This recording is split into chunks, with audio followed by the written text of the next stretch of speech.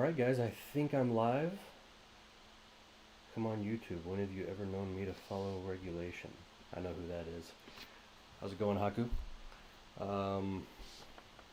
If I'm live, type a comment if you can hear me.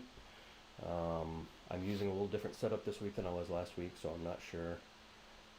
And I'll watch for comments here.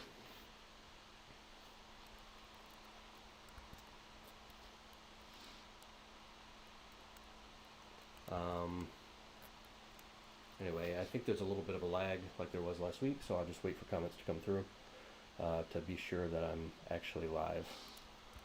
And I believe I'm on the... There we go.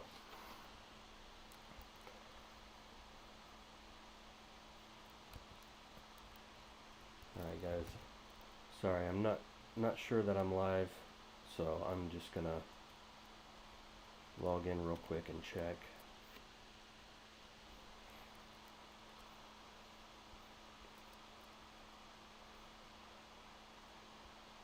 Hi Janet.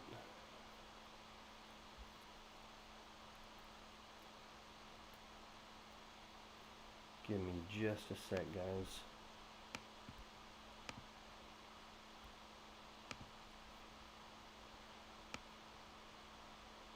I'm seeing your comments, so I think I probably am live, but there we go, we got more comments. Ni hao. I think you're live, but I might be seeing ghosts. That's possible. Alright, cool. That means I'm live. I don't need to keep checking. Let me exit out of Chrome, because that's a memory hog. So, alright guys, like I said, I'm on a different setup this week.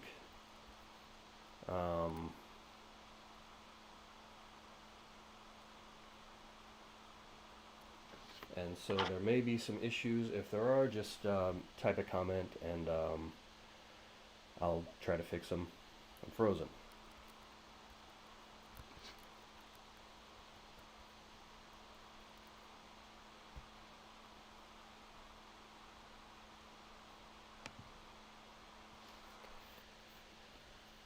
Alright, is that coming through now? My voice is live. Well, could be better. Something's up with my camera, I think, guys. So I had it working. Now it's not.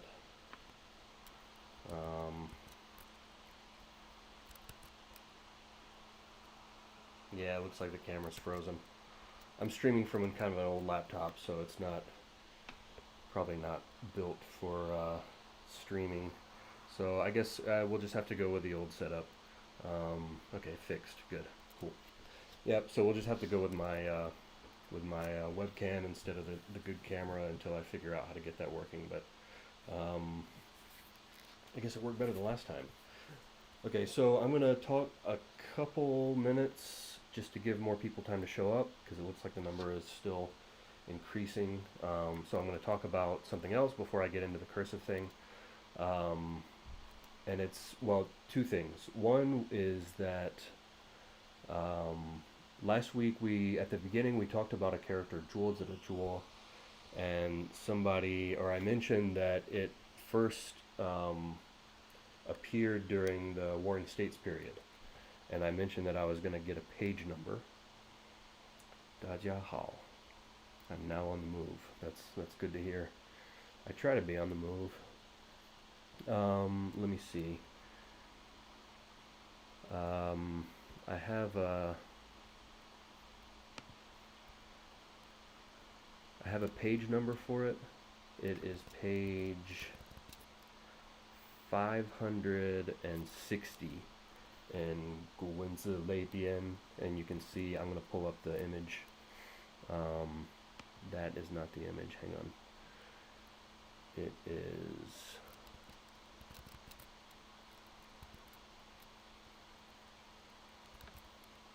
this one. So there's the ancient form, the earliest form that I'm aware of Jewel to the Jewel. And you can see the one on top is more or less the same structure as the one today. The one on bottom is that plus an additional, mu, tree or wood on the left-hand side. But yeah, so that's Warring States period, Chuguo texts, bamboo texts, where that character first appeared and is used to mean table. So, let's see, back to me. It looks like my camera may be working now. I'm going to try one more time. If it doesn't work, alright, it seems to be working. If it cuts out again, I'll just switch back to the webcam, but this one's got a little bit nicer picture, so I had a better microphone set up too, but there was a lot of static coming in from the mic, so I'm going to have to figure out how to get that to work, but incremental improvement is good. Alright, so that's the first thing I wanted to address. The second thing is, I think I had this on the screen when I first went live, and this is related to the Zhuozi thing that we talked about last week, and it's this notion that a lot of people have that all sound components have meaning, right?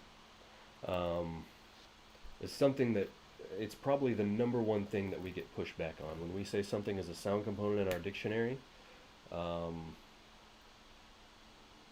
We get a lot of pushback from people wanting the sound component to also have a meaning, and sometimes it does. A lot of times it doesn't. And let me show you a demonstration of that. So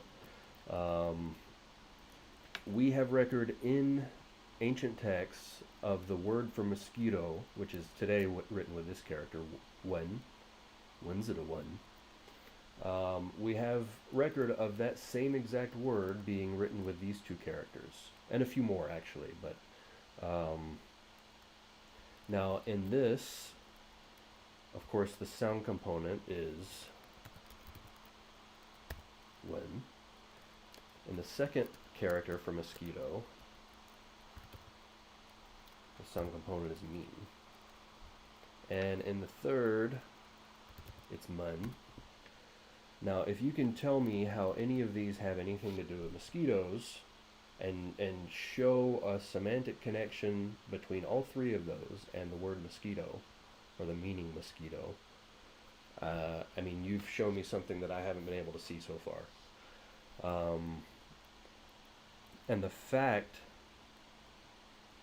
that, I mean, well, for one thing, obviously these are completely different sounds in modern Mandarin, but they all worked as a sound component in Old Chinese. But yeah, I mean, if you can show a connection between writing or lines, decorative lines, or between an eye getting poked with a needle, or which is the form of this character, or a connection between the meaning of slave, the original meaning was a slave, or even just people, or a connection between door, between any of those meanings and the meaning mosquito, that, then there may be a point. But and then to make the point even further, there's an old Chinese word for a type of snake that was usually written like this: man. Taoyan ones, yeah, me too. Fortunately, they leave me alone pretty much, so I guess my blood is not appealing. But this same word, old Chinese word for snake, was also sometimes written mean, right? And again, this, where am I? Well, I have kind of weird pinyin input, so I have to type chong and simplified, but this makes an okay sound component, I mean a meaning component for mosquito or a type of snake, right? Because it originally depicted a type of snake, but it's used in characters for all types of creepy crawlies. So that shows up in both of these characters for snake. That's perfectly fine. But, this top sound component and mun, the sound component here, if you can show a connection between those the meaning of those sound components and the meaning a type of snake, then we may have something to talk about. But I think this is a pretty good demonstration of You know, most sound components are just there for their sound. Because these, you can all, if you look at their old Chinese reconstructions, you can see a very clear connection between those sound components and the sound of the word being written. To prove a semantic connection, I just don't see it. So, like I said last time, though, if you have any evidence that shows that we're wrong about that, let us know. We're happy to correct ourselves if we're wrong, but right now the research doesn't show it. I don't see it. So, okay, on to the main topic of today. Let me switch back over. Here, is that, the camera's still working. That's good news. Okay, so cursive, right? Let me pull up my notes.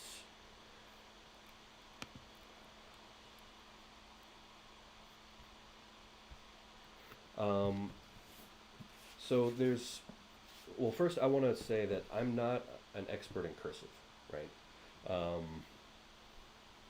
This is not my specialty. I did spend a lot of time learning how to read cursive. I spent a lot of time looking for resources about how to read both modern people's handwriting and historical works of calligraphy and whatnot. So I'm not an expert on it, but I do have a ton of different resources that I can recommend that I know worked for me. I took a graduate level class when I was at Shida in Taiwan. I took a graduate level class on reading cursive documents. So while it's not my field of specialty, I did take, real master's level course on it, and so I think I've got a lot to say. Actually, my notes ended up being a lot longer than I expected for this one, but I'm still looking for them. Sorry, guys.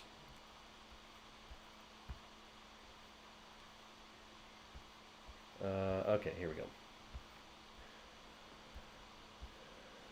So, in the email that I sent out about this video, I gave a situation, and it's a situation that's happened to me before, where I was at a museum with people that knew I was learning Chinese, and we came upon this scroll that was written in Chinese, and it was written in cursive, and I had no clue how to even start telling them what it meant, except to hope that the little plaque on the side, had a transcription. But beyond that, I mean, you get handed a note in Chinese from a friend, and it's maybe not even cursive, but just a little cursive, like a Xingшу style. And we'll get into that in a moment, but like the different types of cursive. But it if you're used to looking at print, if you're used to looking at fonts, and that's been your primary exposure to the Chinese writing system, which is the case for a lot of people, then seeing your first handwritten note in Chinese is probably going to be overwhelming. Or like me, the first time I audited a class, a graduate level class in Taiwan at Shida. It was on paleography, and the teacher was writing up on the chalkboard, and it was in cursive.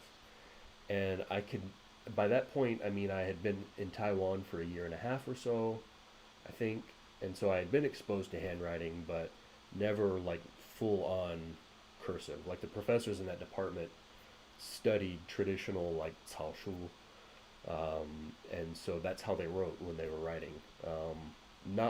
Not the way that most people write today. And so I would always, when I was taking notes, I would like draw a line down the side of my page and leave like a few centimeters of space on the right hand side for any cursive forms that were on the board. Unfortunately, a lot of times they would say what they were writing while they wrote it, so I could kind of piece it together. And so I would copy the forms in the margins of my notebook, and then write, the kaishu, like the regular form of it, and then come back later and try to learn it so that I'd recognize it again when it came up.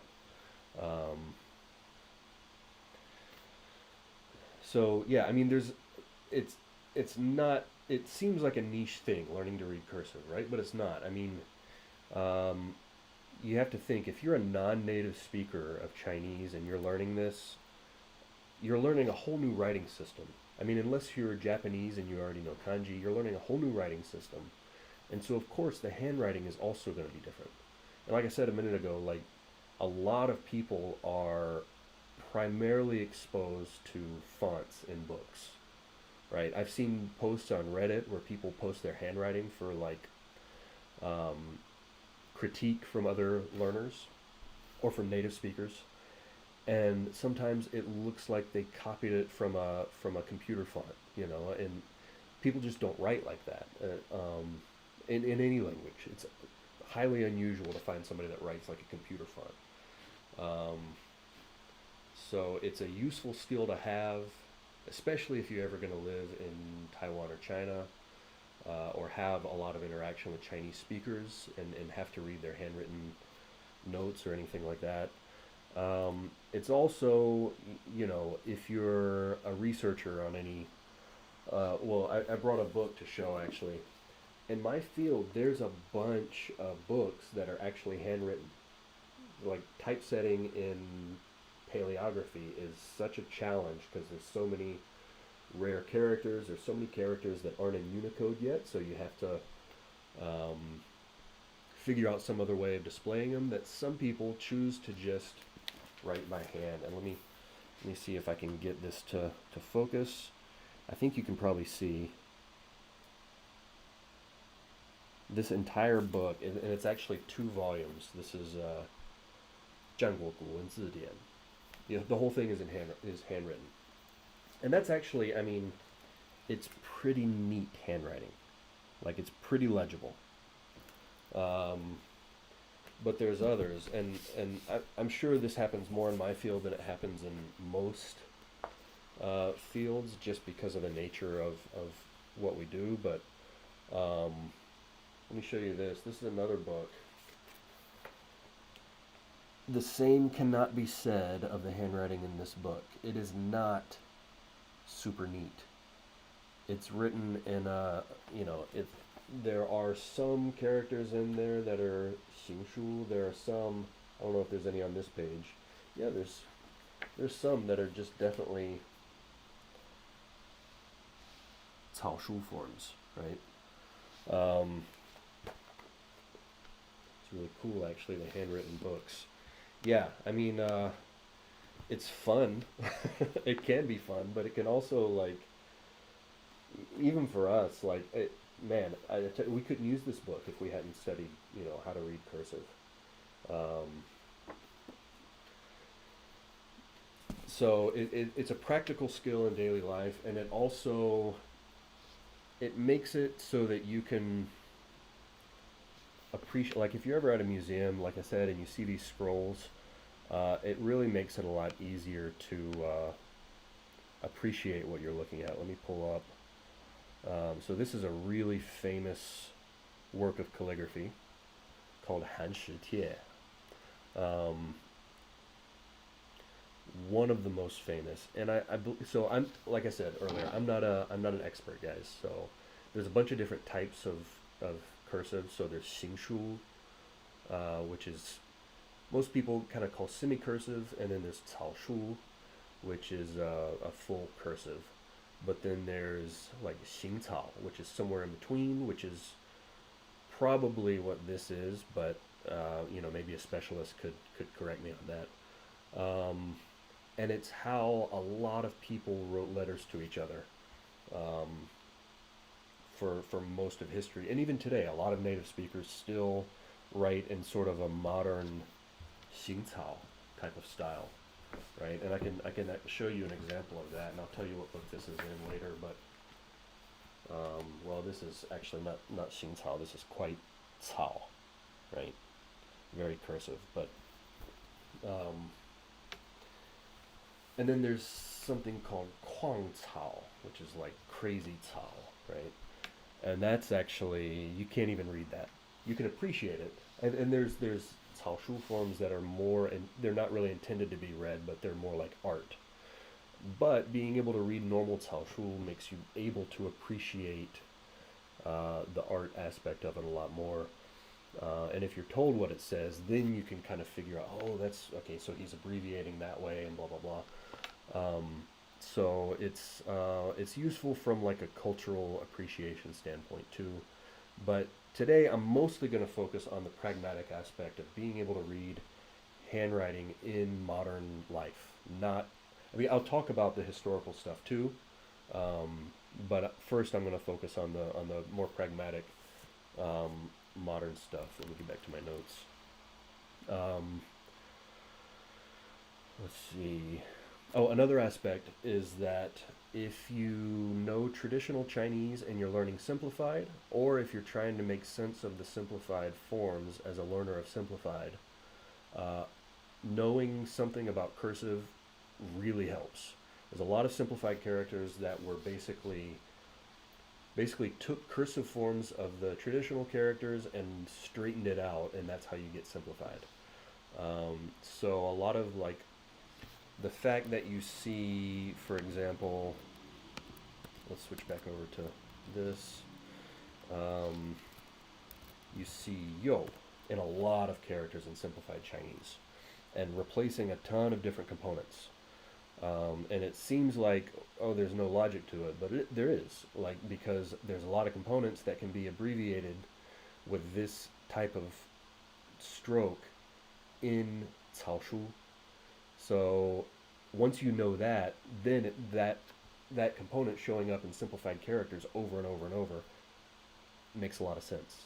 Um, so you have to think simplified characters were created by people who already understood traditional characters, and mostly for people who already understood traditional characters. So the abbreviations made sense to them. If you're only learning simplified, which is fine, I'm not here to tell you that you need to switch to traditional or anything like that, but you're only learning simplified, those abbreviations won't make sense, because you don't have the background knowledge that they had when they created the system at the time. Um, so it's also useful from that standpoint. Let me put a few terms on the screen real quick while I've got this. So, 行书, 草书, and I'll put the simplified, right?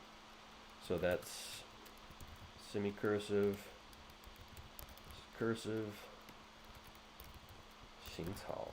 A minute ago I also said 框草. All right, and there's other forms too. So, but and there's a lot of like specialized. You'll see things like 真草, not that one. 真草. And sorry, I can't explain that one. I should have looked it up before to make sure I was clear on it. But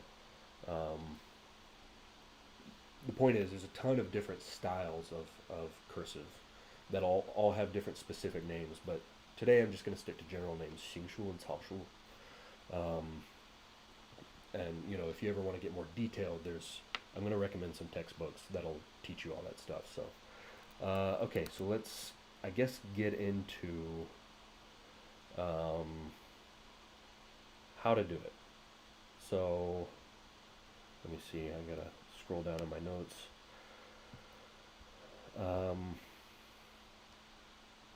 Okay, so one thing before we start is that to understand cursive, it really, really helps to be comfortable with handwriting already. So if you want to learn how to read cursive, it really helps to at least be able to write 楷书. And again, that's 楷书.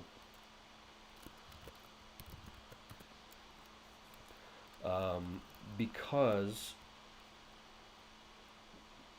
the abbreviations that happen in cursive are due to the practice of writing with a brush, basically, the types of strokes and motions that you can make with a brush, or with a pen, of course, but it developed, using a brush.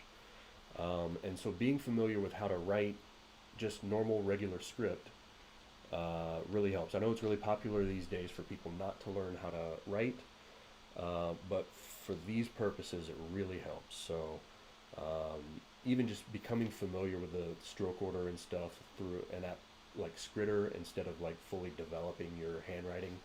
My handwriting is terrible in every language, so um, just being familiar with the mechanics of writing in Chinese is a really valuable skill for learning how to decipher cursive. Um, so when you're first starting out learning how to read Chinese, this book, An Introduction to Chinese Cursive Script, is that showing up backwards for you guys? No, okay, cool. It's showing up correct on this end. On my camera's screen, it shows up backwards, but it looks like the streaming app fixes it. So, Introduction to Chinese Cursive Script by Fred Fangyu Wang. There's another edition of it called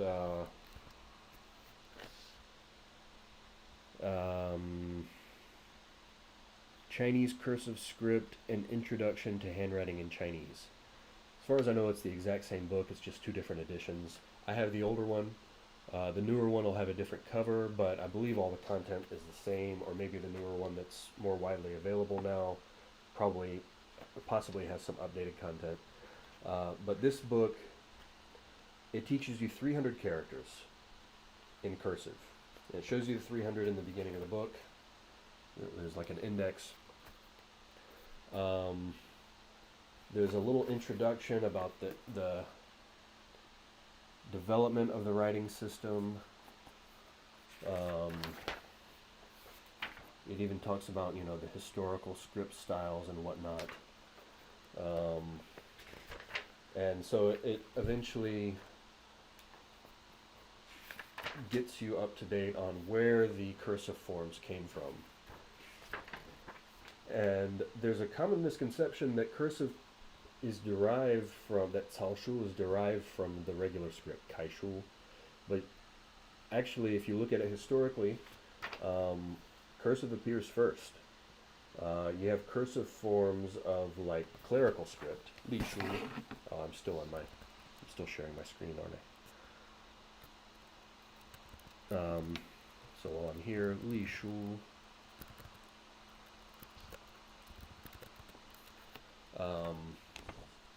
So there are cursive forms that develop from Li Shu and Xiaozhuan. Xiaozhuan is what we call small seal script. This is clerical.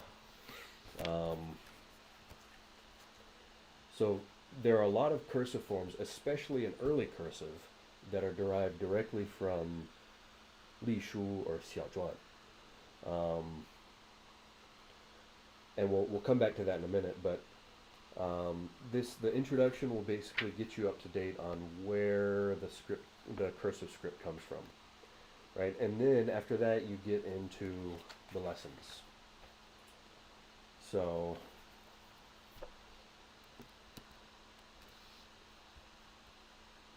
sorry guys, I'm still on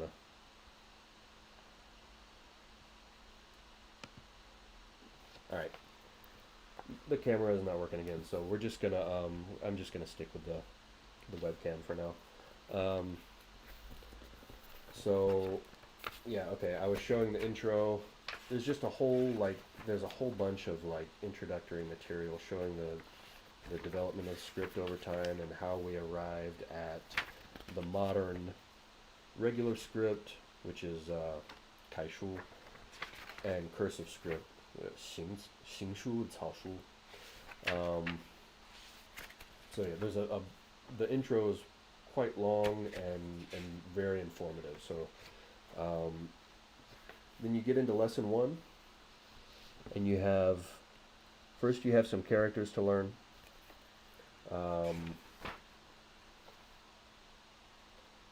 And then you get into the main text.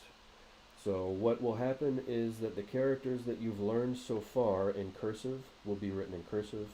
The characters you haven't learned yet in cursive are written in regular script. So you can see, like, down here we've got these in regular script. We got some in cursive here, right? And you'll see that a lot of times you get multiple, let me see if I can get that to focus.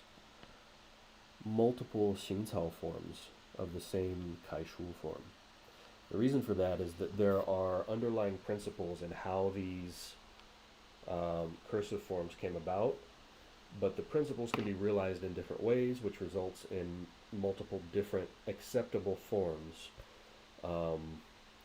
in cursive. So, but this will give you, so you can see like, let me find it here on the page. Good. Yeah, so like 一个的个, right? So you'll see multiple versions of that here on the first. So you've got one here and then one down there, right? So the whole book is like that. You go through each lesson. It teaches you another handful of characters, and then it also teaches you the principles of how these components are abbreviated, right? So, oh, we got a downvote. Sorry, this is not to your taste, but anyway, I'll just keep going.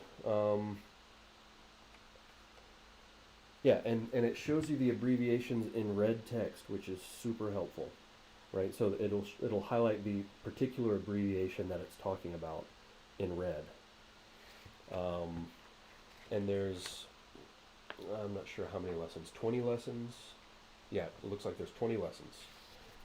And at the end of the book, you're reading stuff like this, right? So, super useful. It's a really good introduction. It's how I learned. So I'd highly recommend going through this. Another one I can recommend if you aren't comfortable with writing yet, but you want to improve like your normal regular script, your 楷书, this is a really good book to teach you how to do that. It gives you exercises. It starts from like perfecting each type of stroke and then moving on to, characters. It's super good. So if you need a background in handwriting before you get started on cursive, this is a really good one. Learn to write Chinese characters. Johann Björksten. I'm probably not saying that right, but it's very good. Once you've done that intro book, there's another book in that series called,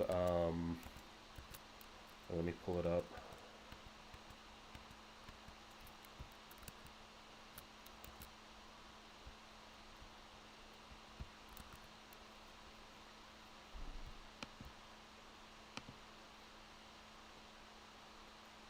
I have it.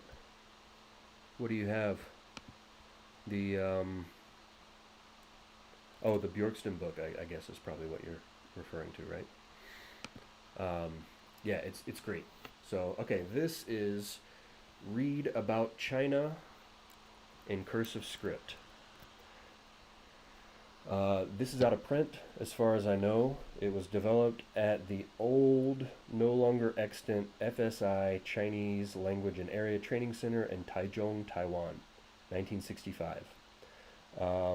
It is available as a PDF on archive.org, so I'm going to post a link to it later in the description. So come back once this live stream is over, and there will be a link there where you can get this book.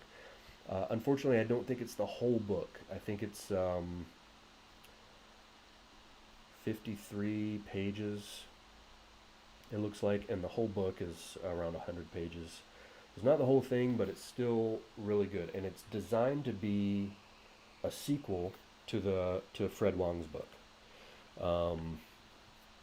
So it assumes you already know those 300 characters from Fred Wong's book and teaches you another 300. Same format. Each lesson you have a few characters to learn, and then you get to the handwritten text.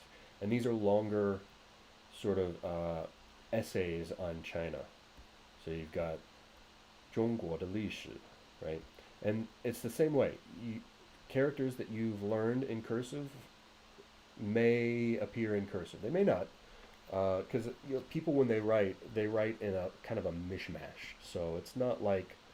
and there's actually a tradition in Chinese calligraphy that you're not supposed to write if you have the same character more than once in the same work, you're supposed to write it in a different way each time. Um, so you'll find that's the case a lot of time in normal everyday handwriting too. There's different ways, like I said, of realizing each character in cursive. So um, yeah, so again, you get each one oh, actually it looks like we may have the whole book. It's just that it's two pages, facing pages. So that's good. So yeah, you get the characters to learn, you get the text to read in cursive. Um, and again, it's another 300 characters. And I guess hopefully there's notes in the back. Let's see if we have them. I haven't looked through this in a lot of detail, so okay, so it looks like the notes are missing, unfortunately. But I mean, once you know the principles from book one, from Fred Long's book, this book, you know, you can pick up where you left off, and you'll be able to figure out when you see these abbreviations here. You'll be able to figure out what's going on. So yeah, this is a really highly recommended follow up to that book. And there's a third book, and I actually have a copy of it here with me, so I'm going to switch back over. It is, you can see the cover is similar, same author, same, you know, it's the FSI Center, 1967 instead of 1965. And this is, I downloaded the PDF and printed it out at a print shop. This is Introduction to Chinese Letters in Cursive Script. So this one, you still get like a similar format, but instead of, well, it's a little bit different. So first you get the letter.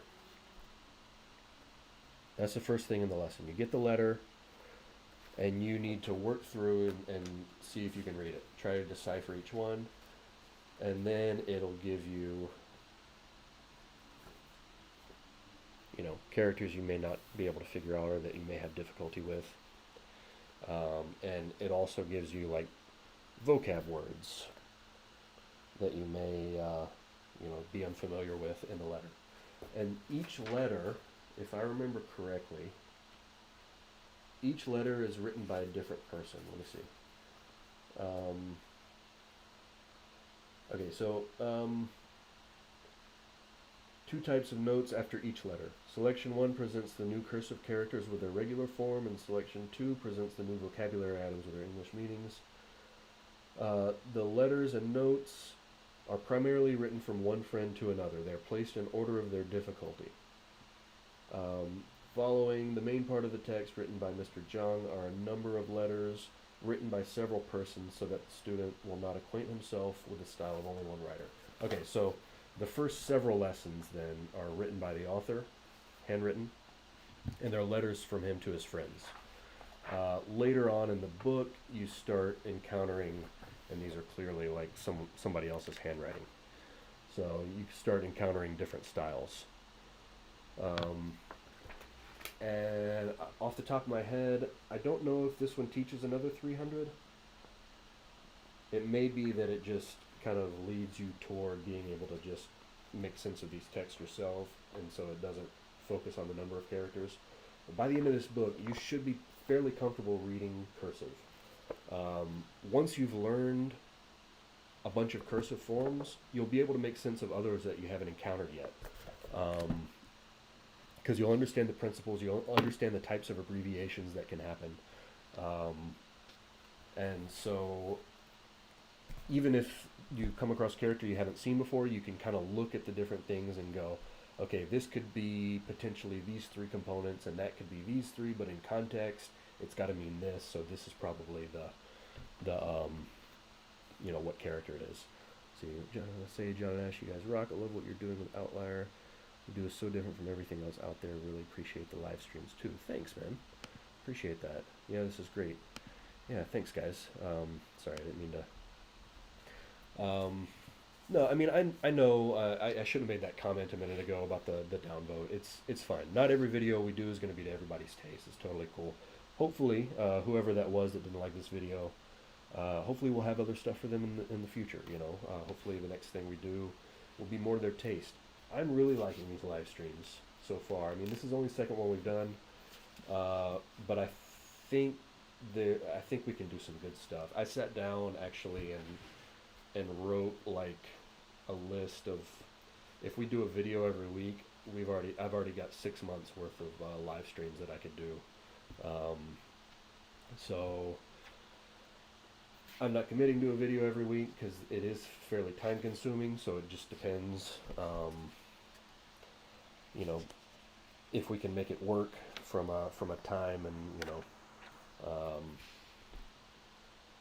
I don't like to think of everything I do in terms of ROI, but it does have to be manageable. So, but at least I want to keep doing these. It is really cool. So, I guess continuing on, let me. So those are the 3 books. I would recommend going through those 3 books. The first one is the Fred Wong book is easy to find. You can get it on Amazon. The other 2 are out of print, but there's PDFs on archive.org. You can download, you can print them out. And they're fantastic, and they'll give you a really good grounding in reading handwriting, and you'll even be able to start reading the historical stuff. I mean, this was all published in the 50s and 60s, and to mention that they don't mention simplified characters very much in these books. I would still recommend going through them because the principles you'll learn will apply to reading people that normally write in simplified. It's just that some of the abbreviations will be different because they've already been standardized to a different, thing. But the principles underlying it are still the same. So it's still worthwhile, even if you're focused on simplified Chinese. The Fred Wong book, I believe, does talk about simplified Chinese at the end of the book. But it's, it's primarily focused on traditional. So once you've done that, another thing, you can find books for native speakers too. So these are aimed at learners. You can find books for native speakers. There are books, now I don't have any of these that I can recommend specifically, but there's a ton like this. So you can go to a bookstore or go online, books.com.tw, or you can go to, one of the online bookstores in China. Or even if you live close to a Chinatown, if you don't live in a Chinese-speaking country, but you live near Chinatown, some of the bookstores there will have this kind of thing too, where the book it's just basically a practice book that has the kaishu form, the regular form, and then the cursive form beside it. You can buy books specifically for Xingshu, specifically for Caoshu, and some of these books have like 3,000, 4,000 characters in them, and you just have the cursive form, and then you have a bunch of blank squares that you can practice writing the cursive form.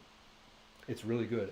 I believe Ash learned to write in cursive by going through one of these books that he picked up in Taiwan, and his cursive is actually quite good. His handwriting is really nice in Chinese. So actually, when he took that class with me, the class on how to read cursive. But he had already been writing in cursive for years and years, and so, but he had never learned the underlying principles behind it, and so his mind was just blown every lesson because he's like, it makes so much sense. That's why it's done this way. So I really, if you want to get good at it, if you want to get good at writing it yourself, I recommend doing both of those things: picking up a practice book and going through these books that teach you the principles. Another thing that's really useful to have. Is a dictionary. I guess dictionary is the right word. It doesn't really define no Chinese book on Chinese script. Yeah, we'll get to that in a minute. I have several that I'm going to recommend, but so this is 增订草字汇. Now, I'm covering it with my fingers. So 草字汇, I have 2 editions of it here actually. This one, which is much bigger, and you can see it's a big, thick, book, and then this one is much thinner. I haven't looked at what the difference is between them. This one, oddly enough, says 增订, so it's supposed to be the one with added material, but Tao Zihui was compiled, I think, in the Qing Dynasty, so a few hundred years ago, most likely. I forget the exact dates, but and you can just look up a character, and it gives you tons of different examples in Cao Shu. So it's a super useful book. This is the book that my professor recommended for that class that I took. This one is Ash's copy of the same book. I've got just kind of a random Cao Shu Zidian that I picked up at a bookstore. I don't really use it that often, not for any particular reason. I got more comfortable using Cao Zihui, so that's usually my go-to. But it's the same type of thing. It shows a ton of different cursive forms for each character. It's got a really easy to use index in the back. Here's the author or the compiler and the publishing information in case you want this specific one. Like I said, this is just a random one that I picked up at the store. There's a ton of different Cao Shu Zidian. There's also websites, so you can go online to I have my browser closed, but I'll type in the address here on screen. Wrong one. There's shufazidian.com. You can type in a character, select what style of script you want to see. So Cao Shu, Xing Shu, Xiao Zhuan, all kinds of different stuff. And it'll show you a bunch of examples from different calligraphers. And it tells you the calligrapher and I think the period of time that it comes from, like which dynasty or if it's modern. So that's a really useful one. There's also an iPhone app. Let me get my phone real quick.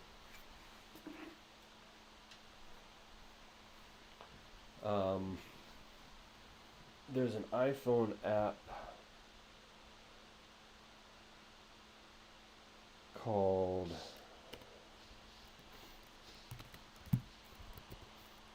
Guan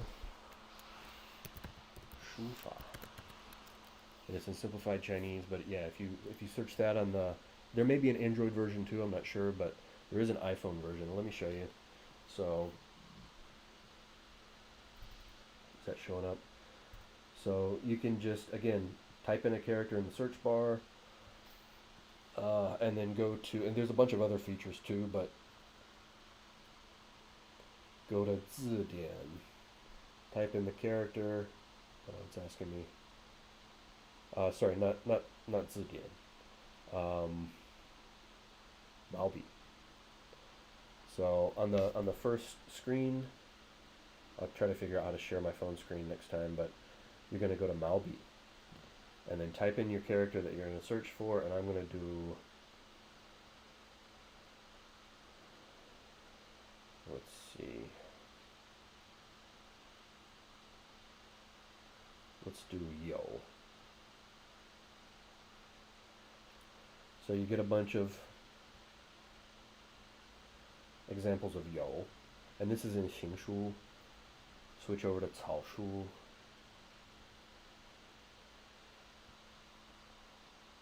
Right. And you can, I believe you can scroll to see more. Yeah, you scroll to see more. So there's a bunch of stuff. And it's also got some cool stuff for my field, paleography. It's got a few books, like Ziyuan by Li Xueqing. You can look up entries from that on this app. So it's a pretty cool little app that I just found a few weeks ago. Let me see. Let me get back to my notes.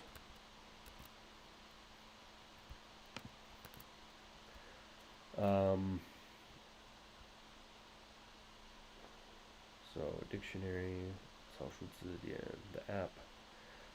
Another thing you could do, I would recommend getting those if you're going to get more serious. I mean, if you can just go through those first 3 books and then pretty much be fine.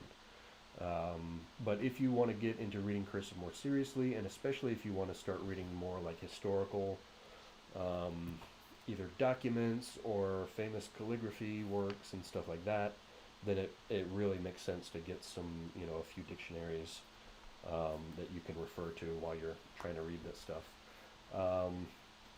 This is something I showed a few minutes ago. This is 草书历代书论选, right? So this is just selections of calligraphy. And so you have the calligraphy, and then you've got in the, like, to the side of the calligraphy, you have who wrote it, the title, and then you have a transcription. And I believe, is it simplified Chinese? Yeah, simplified Chinese. But yeah, this is just a random book I picked up at the bookstore.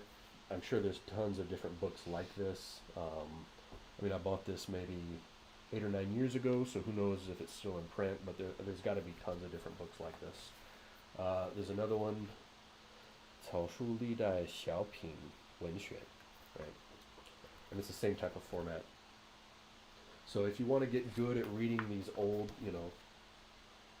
styles of 草书, this is good stuff.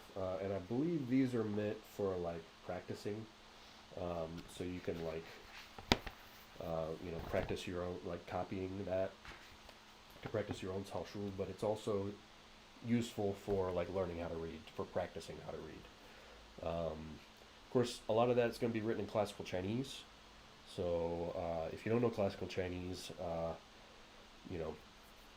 making sense of what they're saying is a whole different thing. But being able to figure out the character forms is a useful skill in itself. If you want to learn classical Chinese and you haven't seen last week's live stream, I went into how to learn classical Chinese from the very beginning level as a non-native speaker all the way up through like university level textbooks for native speaking, like Chinese linguistics majors and literature majors and stuff. So check that out if you are curious about how to learn classical Chinese. So a few. There's a couple of other things. My professor recommended these books specifically.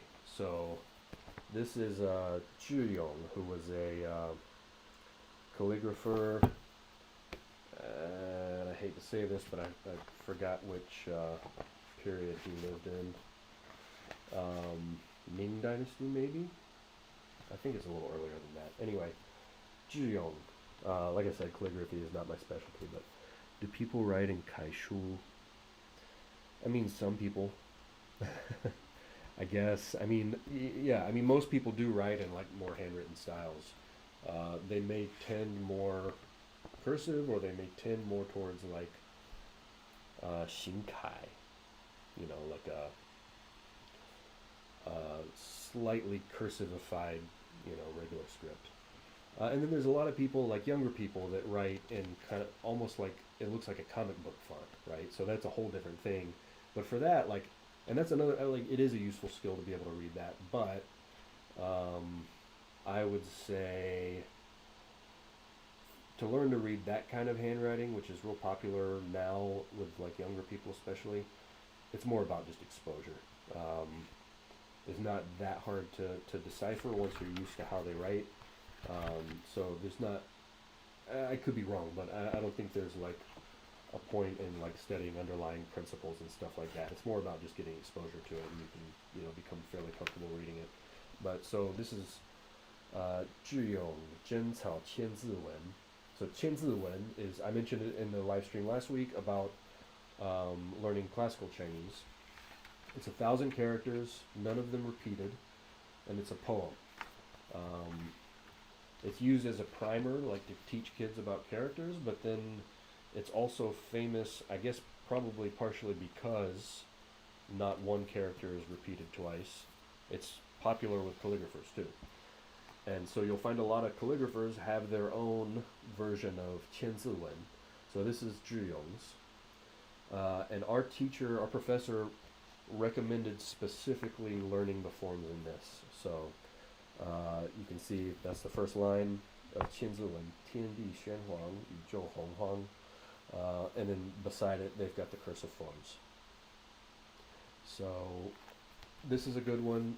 This specific one, let's see, is published by, it's published in Xi'an. So there's publication info. Um, there's other editions of it, so it doesn't have to be this one, but this was one that the professor recommended specifically.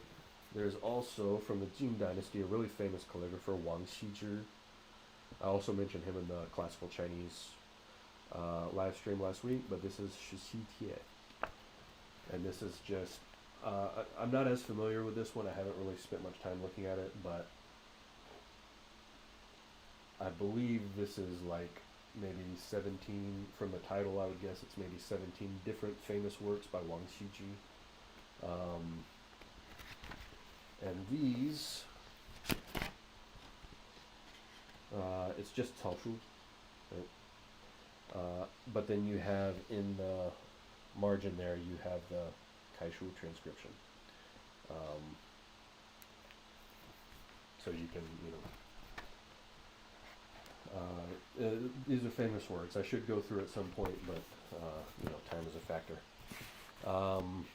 So textbooks in Chinese. So those are some good resources, I think, to give you good practice and to help you get more comfortable with historical forms. I'm going to recommend another one in a minute.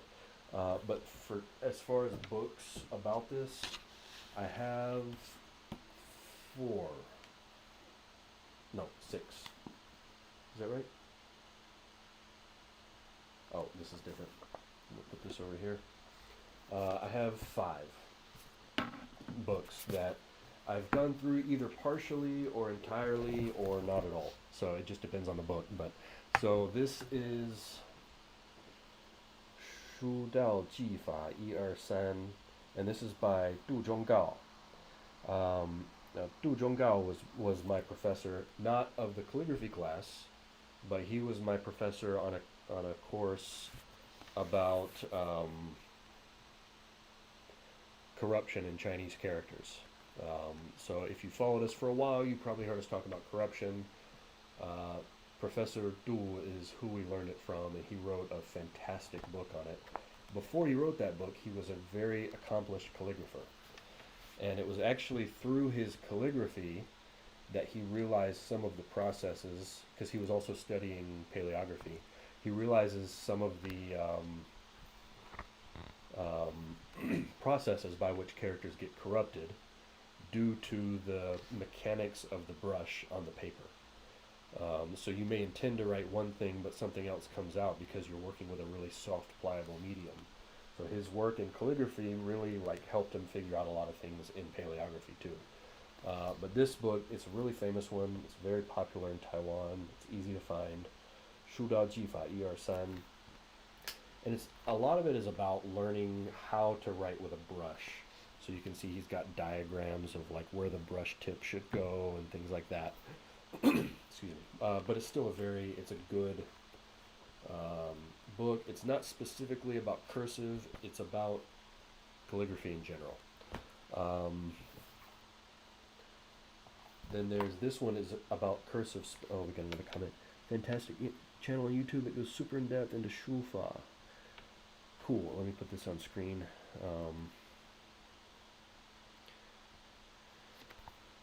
So I haven't seen that channel, but or maybe actually maybe. I don't know. I've seen a bunch of random ones, so it could be that I've come across that one too. So my professor for the Shufa class, his name was Huang Mingli. I believe he's still a professor at Shida. He was a fantastic teacher, though. This is another textbook. 行草技法教程. And this is from mainland China. Shanghai People's Fine Arts Publishing House. And again, a lot of it is about how to write in cursive. You've got stuff on brushes.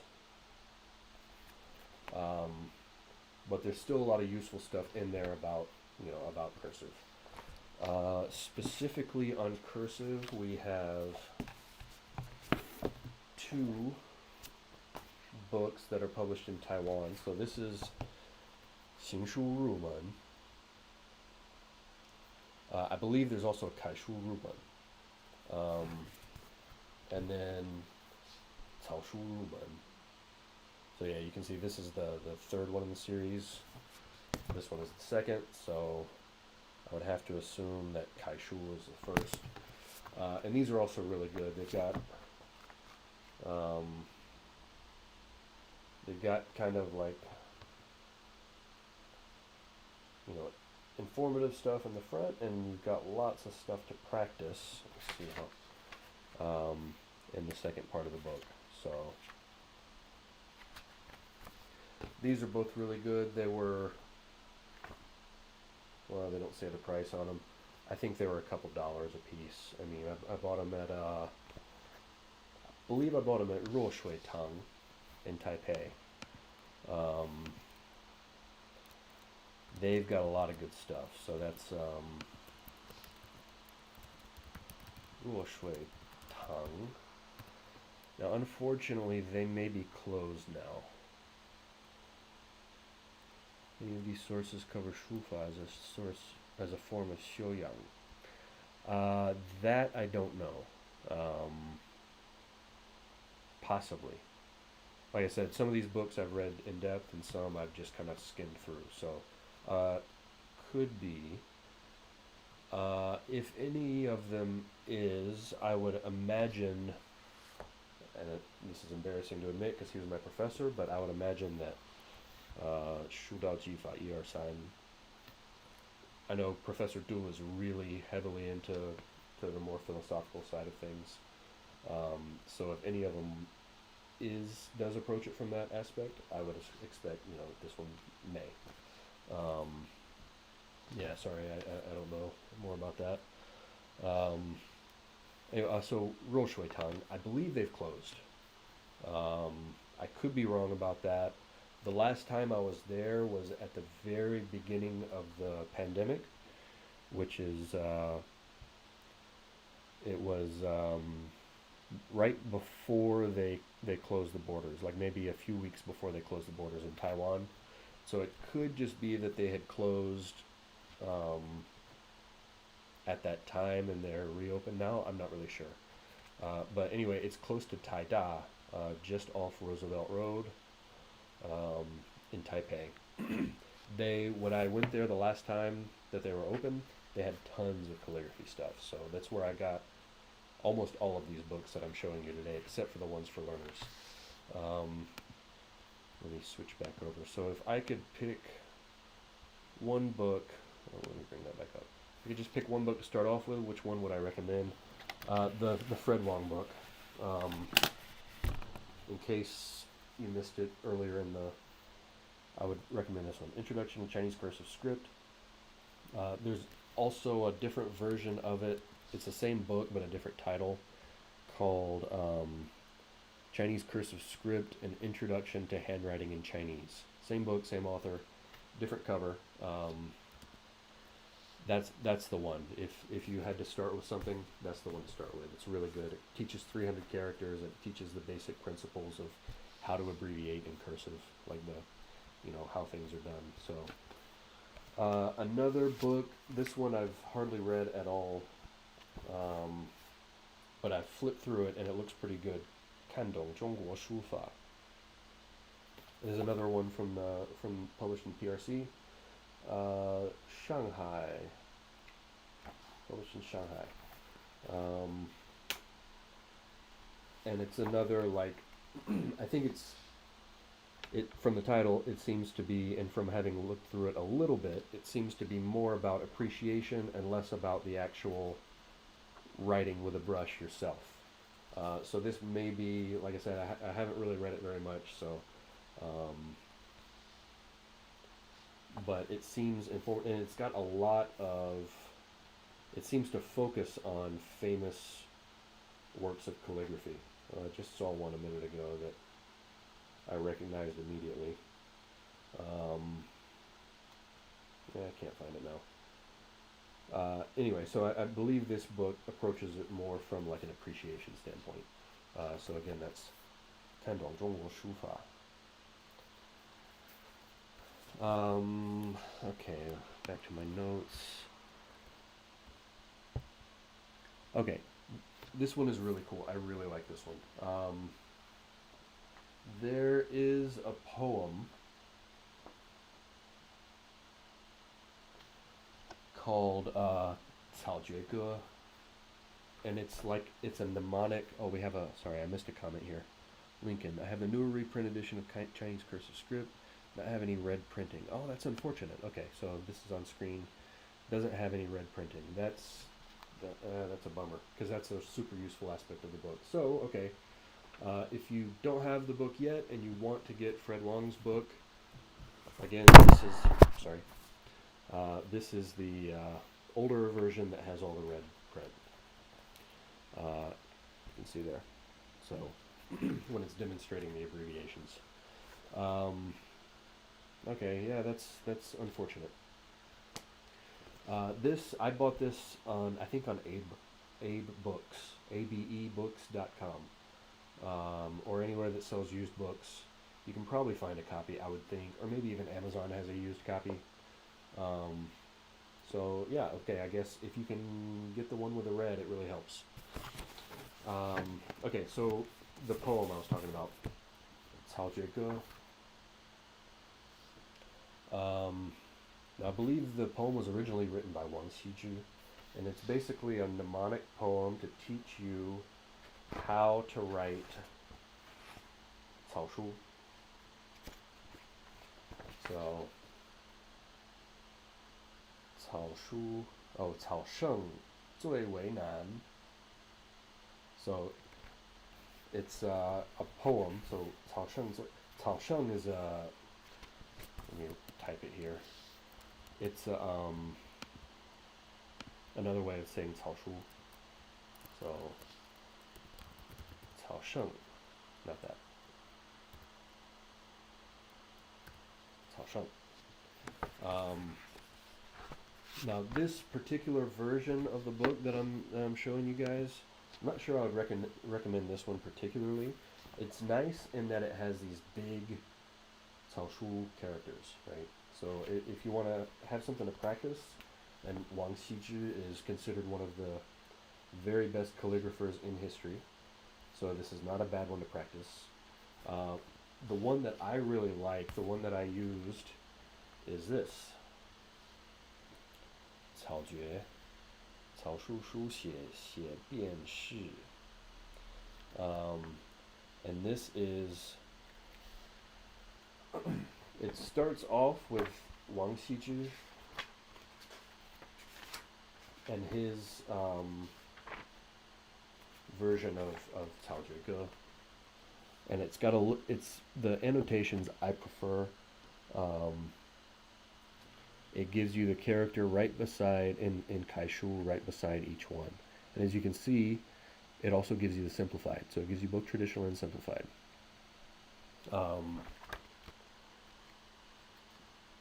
This one is great. And it also, at the bottom of the page, gives you a translation into modern Chinese. So that's really useful. It also, after that, so let's see.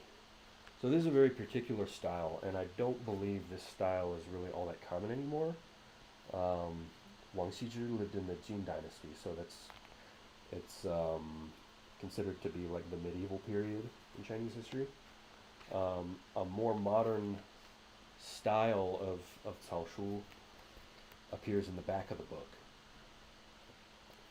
And this is by a calligrapher, another famous calligrapher, I believe Ming Dynasty? Yeah, Ming Dai. Han Dao Heng. So let me see if I can. Ming Dai. Han Dao Heng. Shu Cao Jue Bai Yun Ge. So this is that same Cao Jue Ge, written by a different calligrapher, and with his own annotations to the side. So he does the cursive, and he does the kaishu beside it, right? So that's super useful. And this is, I use this version myself. I went through the Wang Xizhi version a little, um, but if I'm going to learn how to write cursive, personally I would prefer this style. So this is the one that I was trying to learn how to do. And what I found while I was reading through it is that there is a website online, and I'll post a link to it, um, that has that exact version, images that you can download to your computer, transcription into Kaishu, and then also a translation into modern Chinese, um, all on this website. And so what I did, I went to this website and I basically copy pasted everything and I made an Anki deck. And so for each line, I have one Anki card. And on the front side of the card, it shows me the text, like the kaishu that I just have there in like plain text. And then so the point of it is that when I see the front, I have to be able to write it by hand in caoshu. And then on the back, it shows the image of that line, uh, written by Han Daoheng. Excuse me. So that was, for me, that was a really useful and efficient way of learning caoshu quickly, because the poem itself, I mean, not only does it demonstrate the cursive forms for you, but it explains them too. So it actually gives you little mnemonics to remember, these two characters differ by this. This character and that character have the same this. It's just a super useful poem. It is in classical Chinese, of course, because it was written, hundreds of years ago. But if you can read classical Chinese, or if you can just, use the modern Chinese translation to help you remember this stuff, it's a great way to learn to write cursive yourself. So I believe that brings me to the end of my, book dump. I have a big stack of books over here that I've shown you guys, but are there any other questions? Or if not any questions, maybe suggestions for future topics. I mean, like I said, I came up with a bunch of topics to do on these live streams. I've got 6 months worth of content, but if there's something specific that you guys want to see, I want to hear about it. So, and like I said, I want to keep doing these. I'm not sure, like we did one last week and one this week. I'm not sure I'll be able to do one every week. Another thing we've tossed around is potentially doing some sort of like a membership thing, so that only some of these get posted publicly, but if you want access to all of them, that just makes it a little more viable, because like I said, it's a big, not a huge time commitment, but it is a time commitment, and it pulls me away from doing other outlier stuff. If you guys would be interested in that, let me know. Or if that's like a total turnoff, let me know. I mean, we're not trying to like squeeze our audience for money or anything like that. We just have to make it, so that it's something that we are able to commit our time to. So I haven't gotten any more comments yet. Oh, I got another downvote. That's probably from talking about doing a subscription thing. That's fine. I mean, it's not for everybody. I know most people probably wouldn't sign up for it, and we would probably make some of the content public anyway. We would just have some exclusive stuff for members. So, but I'm not committing to that. I don't know. It's just an idea we've been tossing around. So anyway, I haven't got any more questions, or I haven't seen any more questions come through. So I guess that's it.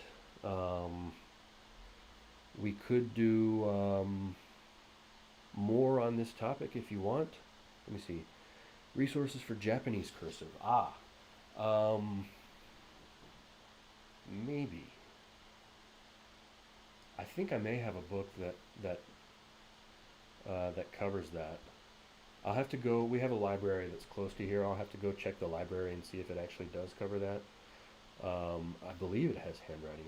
Oh no, I do have one called. So it's something called like an Introduction to Handwritten Japanese. or something like that. I have to look for it. I should have grabbed it. That's like an obvious thing that I should have brought with me. But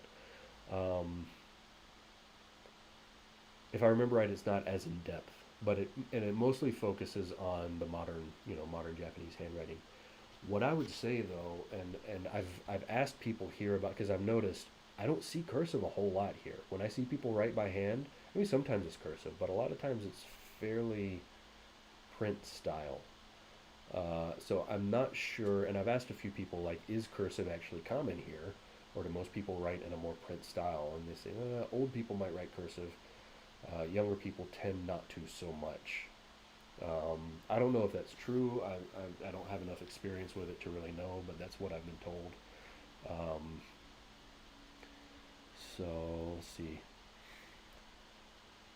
You guys are doing awesome. Hopefully the subscription is affordable. It will be. I mean, like I said, we're not trying to like nickel and dime people. It would be a few dollars a month, something like that. I mean, it would be like we would want to do it maybe through Patreon, which I think most people do, like $5 or $10 on Patreon. Um, it wouldn't be very much. It's not just a little something to be able to fund. Us being able to spend the time on doing this stuff because I like it. I mean, I think there's a lot of stuff we could cover. Um, that and I would try to focus on topics that other YouTubers, other content creators aren't really focusing on. So last week was classical Chinese. This week is cursive. They're both a little niche, but still applicable to anyone, I think, who wants to study to a high level. We would also do a mix of like, more general topics. We would probably occasionally throw in some stuff about our research. So one of the topics I came up with on my list was like how to learn to read seal script, 小篆. Um, like somebody asked a question last week about how do we know what Middle Chinese and Old Chinese sounded like. We could totally do a video on that. So I think we would try to do a mix of very general topics that are applicable to anyone. Um, Textbook recommendations, resource recommendations, stuff like that. And then also like a little bit more niche or more advanced topics like the ones that we've been doing so far. And also some related to our research and maybe some wild cards. I mean, there's a bunch that we could do, and I've got our library is like 2 blocks from here, so I could easily anytime just go and grab a bunch of books and bring them here and talk about stuff. So not that I would want to make every video a book dump, but it's something we could do sometimes. Um, let's see. The subscription service, the topics ought to be shown. Yeah, of course. I would show like an example of what type of things we'll be covering, and then of course it would also be up to we'd really want feedback from the people that do subscribe, what they want to see, and if it's something that we can do, we will. So I mean, this is not just us like talking about what we want to talk about. I mean, it kind of is in some ways, but we want to make it useful. So yeah, I would definitely. If we were going to ask people to do a subscription for this sort of thing, I think I would. I know I would publish the list of topics that we've, discussed doing. But like I said, it would be open ended. We'd be open for suggestions. Nice if you're able to expand these sorts of videos regarding learning other Chinese dialects like Cantonese and the like. Yep, that's one of the topics on the list actually. Ash speaks Cantonese pretty well, so I would probably leave that one to him. I've learned a little bit, but not a lot. Ash also, his Taiwanese is not as good as his Cantonese, but he speaks it better than I do. And I've got a bunch of texts. I wanted to learn Taiwanese while I lived there, and I bought a ton of books, and I went through a few lessons from each book, but I never got very far. We could also potentially, we have a friend who speaks quite a few Chinese dialects. We could potentially get him to come on as a guest. Well, it's Mike from Glossica. Mike Campbell from Glossica speaks several Chinese dialects pretty well. He speaks Taiwanese almost as well as he speaks Mandarin, and his Mandarin is close to native-like, if not native-like. I mean, it's very good. And Glossica makes courses, or their thing is like sentence repetition. Glossica has modules for 5 or 6 different Chinese dialects, so he would be a good guest to have on if we were going to do something like that. And for seal script, yes, man, I spent so much time learning seal script because my professors had me copy the Shuowen Jiezi like 3 times. Oh, something I skipped in this cursive. Like I mentioned earlier, a lot of cursive forms, especially in earlier cursive, derive from seal script. And so my professor actually had us, I think Ash skipped out on this because he was just auditing the class. I was taking it for a grade. But the professor had us copy 2,000 characters from the Shuowen in Kaishu and Xiaozhuan. And the point was to get us familiar with Xiaozhuan, so we could see the connections between some of the cursive forms and the Xiaozhuan forms. Now, a lot of cursive forms, especially in later writing, are more like abbreviations of Kaishu, but a lot of them do derive from Xiaozhuan or from clerical script, Li Shu. And I took an undergrad class in paleography. He had us copy all the radicals by hand, like 5 times, all the Schwollen radicals. There's 540. And then my class on corruption with Professor Du Zhonggao, like I was saying earlier, he had us copy all 9,933 characters in the Schwollen in both scripts, modern regular script and also in seal script. So I copied every character in that book once, and a bunch of them a second, third, fourth, and fifth time within my 1 year in grad school. So I have a lot to say about how to learn seal script. Taiwanese would be great, yeah. I think I would want to get Ash to come in on that one again. Like, I've got a bunch of books, but he can talk more about learning it and the extremely complicated tone sandy system that Taiwanese has. He took classes on Taiwanese at ICLP, if I remember correctly. So, all right, guys, it's been close to an hour and a half. I'm going to try to keep these to an hour in the future, but easier said than done sometimes. And it looks like people are starting to leave the live stream. So, yeah, I'll go ahead and wrap up. If you have any questions, just post them in the comments. This will be posted to our YouTube channel in a few minutes, so you can just post them in the comments once these live comments are finished. And like I said, we're open to topics. So if there's a topic that you would like to see covered related to learning Chinese, whatever it may be, let us know. If it's something that we have the knowledge to cover, we'll do it. We'll add it to the list. So if it's outside of our expertise, that may be a little tougher. But if we know somebody that can talk about it, maybe we can bring a guest on. So yep, I guess that's all for this time, and I'll see you guys in the next one. I'm gonna try to do one next week if possible, but I'll send out an email when it's time. So, all right, guys, that's it for this time. Take care.